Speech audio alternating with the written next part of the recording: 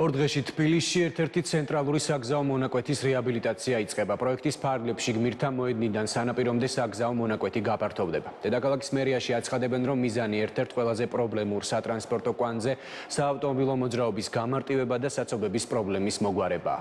რეაბილიტაციის დაწყებამდე ადგილმონაცვლეობის შედეგად ტერიტორიაზე ბენზინგასამართი სადგურები აიღეს. მაკა არჩევნიშვილი გვეტყვის დღეღამის რომელ მონაკვეთში წარიმართება სამუშაოები და როგორ შეიზღუდება მოძრაობა ამ პერიოდში.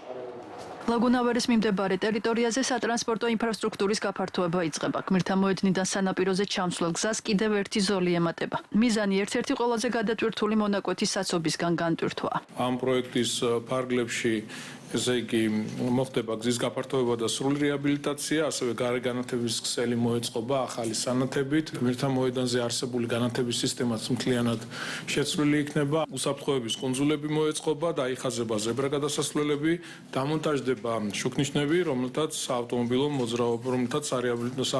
მოძრაობა დარეგულირდება. ინფრასტრუქტურა, რა თქმა უნდა, ადაპტირებული იქნება ასევე შიშუმუ პირთათვის. ამ პროექტის ფარგლებში გმირთა მოედნის მიმდებარე ტერიტორიიდან 3 ბენზინგასამართი სადგური უკვე აიღეს და ასევე მოხდა ყველა იმ ობიექტის ადგილმონაცვლეობა, რომელიც აღნიშნულ ტერიტორიაზე მდებარეობდა. ეს ტერიტორია თბილისში ერთ-ერთი საკვანძო ადგილია, ამიტომ საგზაო ინფრასტრუქტურული პროექტის ფარგლებში აღნიშნულ ტერიტორიაზე შუქნიშნების დაყენებაც იგეგმება, რადგან საგზაო ნაკადის დარეგულირება მოხდეს.